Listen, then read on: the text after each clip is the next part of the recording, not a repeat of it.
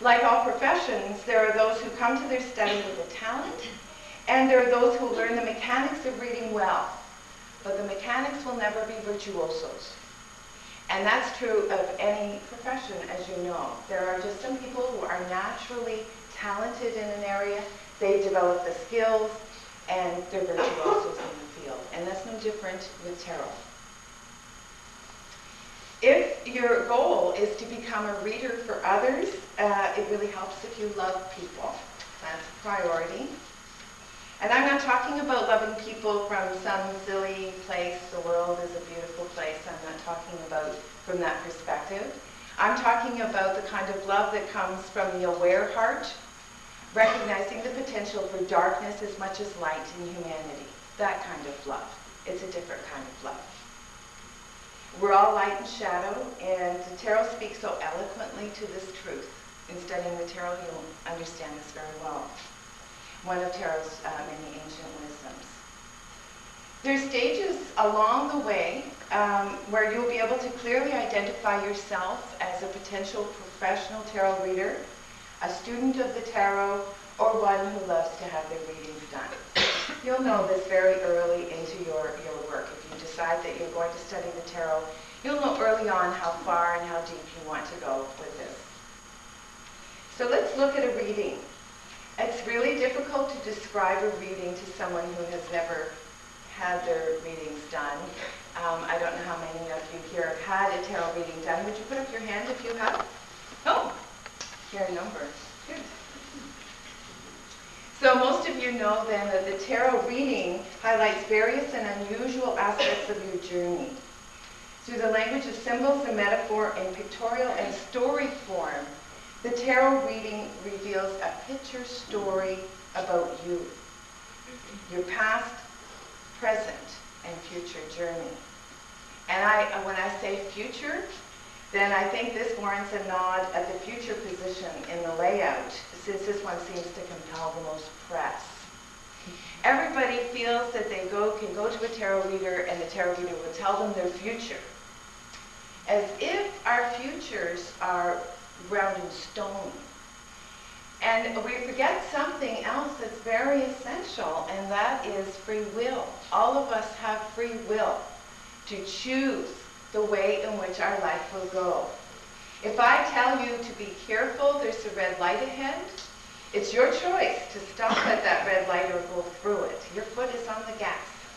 And it's no different than if you come to a reader who suggests that these patterns in your past are present, and these past patterns looks like they have led to present circumstances, and if these circumstances continue along in this road, this is what can unfold for you in the future.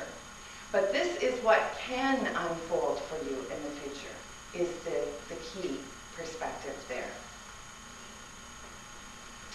So that's important to keep in mind. No one can tell you what your future is. If you go to a tarot reader, you are already exercising your free will. It's your choice to go. You come to a reader with all of your self present, your unconscious self, your conscious self. Most people come with a question in their mind, but you carry yourself to the reader. And then pieces of information you take from that reading will be pieces of information that you wish to take home with you.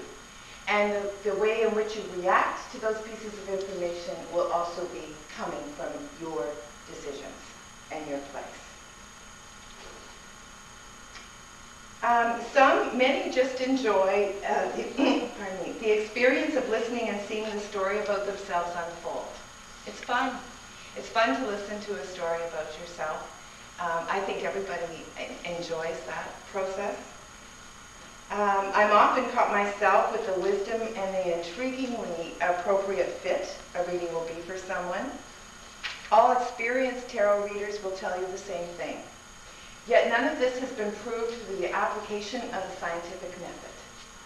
There have been some interesting studies conducted by parapsychologists, and the validity of one reading over another possessing particular significance cannot be proven. The results of those tests are that the tarot reading has more to do with the reader than with the cards themselves.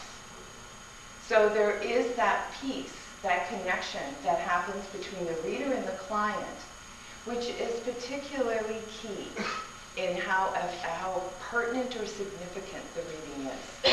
And that's that place of intuition that I've spoken about.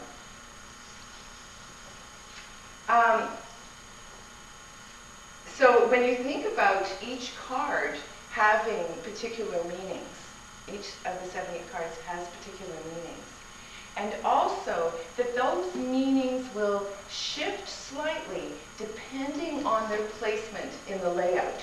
If there's a layout with cards that you can remember. So depending on where that card shows up in the layout is also going to impact on what that card means. And another thing that influences what the card means is where it is in relationship to the other cards around it. What are the other cards that are in its vicinity? So what is feeding that energy, in other words. So there are many, many different ways to read the cards. Gambling research may have something to add to this conversation about randomness, synchronicity, and consciousness. It skitters out of our grasp. Why do some people win consistently at card games, always beating the law of so-called averages? We know when something is right. We know when life is in some fashion pointing clearly to the direction we are to take and putting barriers in front of the one that will forever elude us. We know when to act on hunches and often regret when we go against that gut feeling. We promise ourselves next time I'm going to listen to that voice, and sometimes we do and sometimes we forget again. It has to do with the Western culture in which we live, which honors, rewards, and appoints the highest accolades to intellectual accomplishment. How this value manifests is through fields like science and engineering, which are clearly ruling the roost right now. It simply doesn't exist if it cannot be proven to the satisfaction of these ruling factions. And they lay down the rules. But the problem is that it fails to address those ways of knowing that are simply there. And even scientists will attest to the presence and power of gut hunches and be at a loss to prove their validity according to the scientific method. Call it intuition, gut sense, synchronicity, whatever. It assures us on a regular basis that there's a heck of a lot more to this universe and understanding it than what science and engineering has to say. In fact, I would even hazard a prediction that these stars will soon fall. We live on a plane of existence that demands balance, and when we're out of balance, this plane of existence will put it back to rights. There are powerful shifts in consciousness taking place today, and the energy behind these shifts is in part a reaction to and against the prevailing assumptions about truth and reality. Often those who express the most skepticism with regard to the tarot readings often become those the most keen and excited about the reading itself, in my experience. I've done tarot consultations for many that express skepticism of the possibility of the tarot's relevance to anything in their life, and they've walked away with a whole different thought and feeling on the subject. Skeptics' readings are every bit as amazing as the readings done for those who embrace the wisdom of the tarot. It makes no difference.